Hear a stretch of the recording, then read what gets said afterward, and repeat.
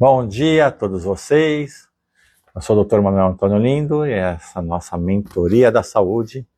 E hoje, uma quinta-feira de novembro, a gente vai falar sobre a saúde do homem. Como teve outubro rosa, nós temos o novembro azul. Então, para vocês, homens, não ficarem enciumados porque eu falo muito sobre o tema das mulheres, hoje é o dia para vocês, tá? Então, a gente vai falar sobre a próstata. Se a gente vai falar de homem, tem que falar com quem hoje a gente mais preocupação tem, a saúde da próstata, ok? Então, se você não está assistindo, talvez a sua esposa esteja assistindo, a sua mulher esteja em casa assistindo, você então avisa seu marido que tem muita coisa interessante que ele precisa saber para não se deixar levar pelo mau caminho, tá bom? Então, como tem, né, planejamento para outubro rosa, tem campanhas, tem também as campanhas para novembro azul. Então, fique de alerta, fique atento para não se deixar levar por informações que talvez sejam desnecessárias. Então, a próstata é um órgão masculino, tá? Que fica localizado ali embaixo do períneo, na porção extrema inferior do homem, que tem um peso médio de 20, 25 gramas. É pequena, mas depois, com certa idade, essa próstata do homem começa a crescer, tá? E essa próstata começa a incomodar o homem. Mas será que é necessário fazer tantas intervenções? Então a gente vai desvendar um pouco isso hoje, tá? O câncer da próstata é o maior perigo dela. Tem a hiperplasia, que é o aumento da próstata, e tem câncer da próstata que não tem aumento da próstata. Ou uma coisa ou outra. Não tem como ter as duas coisas, tá?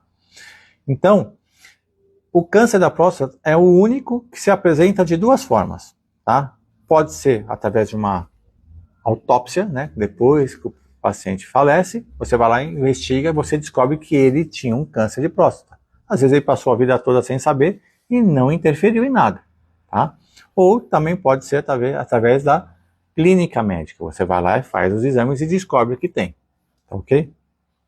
Mas a probabilidade, né, de um brasileiro, um americano, eu falo mais de americano porque lá os estudos, as estatísticas são muito mais, assim, corretas e intensas do que a nossa. Então a gente sempre usa eles como parâmetro. Então, por exemplo, um americano, a probabilidade de um americano morrer de câncer de próstata é de menos de 3%. Não é 30%, é 3%.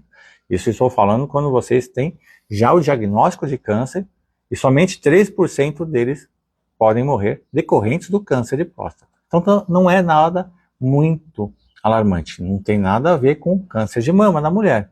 Esse sim é mais perigoso. O do homem não é tão perigoso assim, tá? E se diagnosticado com câncer de próstata é de apenas 16%.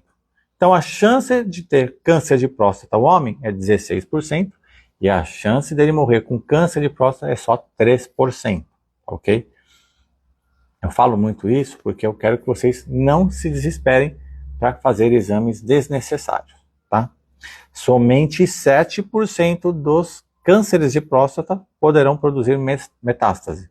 Esse é algo muito importante que eu quero falar para vocês, porque tem muita coisa que a gente vai falar que pode causar metástase, tá? Então, cuidado.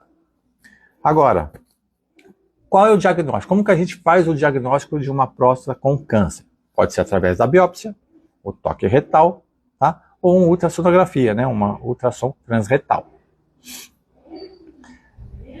Próstata e PSA. PSA e próstata, tá? Quais os níveis para você ter uma ideia de qual o valor certo do PSA? Que não é tão específico assim, mas, por exemplo, PSA até 4, a chance de você ter um câncer de próstata é menos de 15%. Agora, se o seu PSA subir de 4 até 10 miligramas, a chance sobe de 15% para 25%. Se passar de 10, a chance é de 67%. Tá? Agora, não é porque tem um PSA elevado que você vai ter câncer de próstata. Não é isso. Tem muitos outros fatores, né? Se você anda a cavalo, se você anda de bicicleta, se você teve relação um dia antes de coletar o exame, tudo isso interfere. Tá? Tem muitas coisas que vão interferir no PSA. Tá? Eu falo isso porque o PSA é muito limitado. Tá? Então o PSA não detecta, por exemplo, câncer de próstata. Não? Pode ser que você tenha um câncer de próstata, mas você não tem um PSA elevado. Então PSA não é sinônimo de câncer, tá? PSA não distingue entre câncer de próstata lento ou agressivo, tá? E PSA detecta apenas 3,8% dos cânceres de próstata.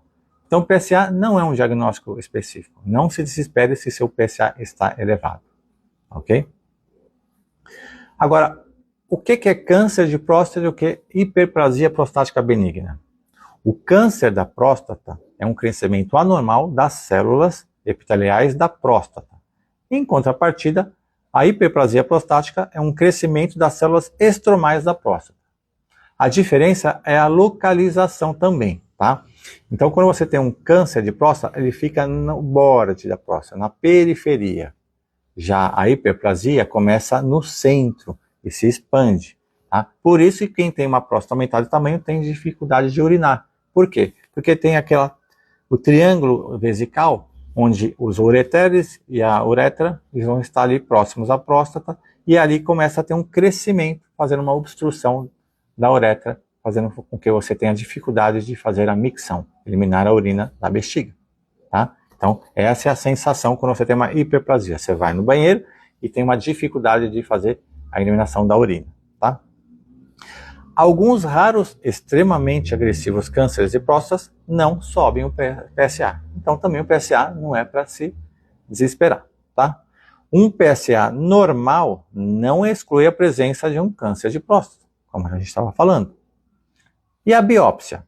Biópsia de próstata na busca de um câncer é diferente dos outros órgãos. Por quê? Porque a próstata não produz nódulo. Então, eu cheguei ao ápice do que eu queria falar aqui hoje. Não façam biópsia de próstata jamais. Isso é curiosidade da clínica médica, tá? A próstata, mesmo que você tiver uma biópsia positiva, eles não usam a biópsia como parâmetro para diagnosticar o câncer, e sim o PSA, por ser tão inespecífica, tá? Para você ter uma ideia,